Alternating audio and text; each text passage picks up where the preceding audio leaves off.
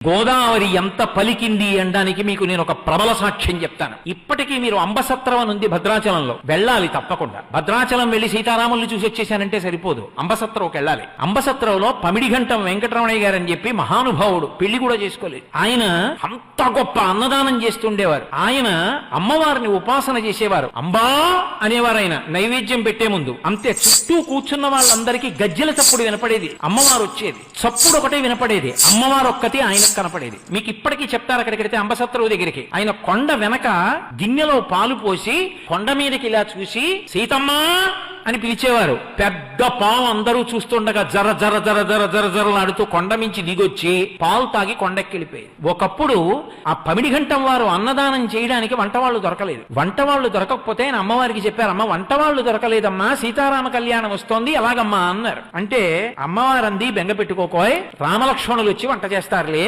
అంది. ఆయన ఇలా చూశారు, మంచి దృఢకాయులైన ఇద్దరు, అంతంత ఎత్తు ఆజానబాహుమరవిందదలాయతాక్షం ఇద్దరు వచ్చారు. వచ్చి, అయ్యా మీరు వంట కావాలన్నారట, మమ్మల్ని ఎవరో పంపించారు, వంట చేస్తాం, కానీ మీరు లోపలికి చూడకూడదు. వంటశాల తలుపులు వేసి 2 పెద్ద పెద్ద గుండిగలు తెచ్చారు. ఒక మనిషి ఎత్తలేడుదండి, అంతంత గుండిగలు తెచ్చి వంట చేశారు. వంట అంతా అయిపోయింది, బయటకు వచ్చారు. మేము గోదావరిలో స్నానం చేసి వస్తామని వెళ్ళారు, ఇంకా రాలేదు. ఆ తర్వాత వెళ్లి గుండిగల మీద చూస్తే రామగుండిగా లక్ష్మణ గుండిగా అని ఉంది. ఇప్పటికీ మీరు రామలక్ష్మణులు వచ్చి వంట చేసిన గుండిగలు అంబసత్రంలో చూడొచ్చు, ఇప్పటికున్నాయి.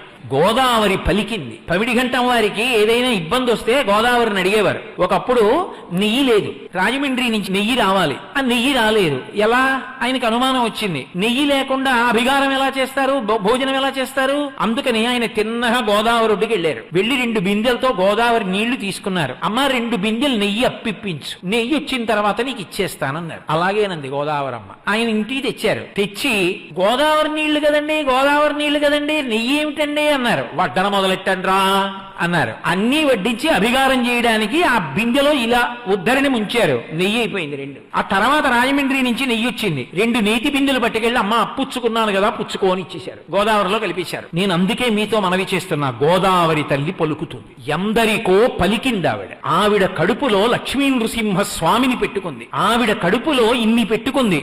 గోదావరి ఎన్నో పర్యాయాలు మాట్లాడింది. ఆమె అధిష్టాన దేవత అంత కరుణార్ద్ర హృదయ, గౌతమ మహర్షి యొక్క తప ఫలం, పరమేశ్వరుని జటాజూటం నుంచి వచ్చినటువంటి పరమ పావన వాహిని, సనాతన ధర్మానికి గుండెకాయ. అటువంటి గోదావరిని రక్షించుకోవలసిన కర్తవ్యం, దాన్ని సద్వినియోగం చేసుకుని ఆ నదీ జలాలు పాడవకుండా చూసుకోవలసినటువంటి నిష్ఠ అందరం వహించవలసి ఉంటుంది.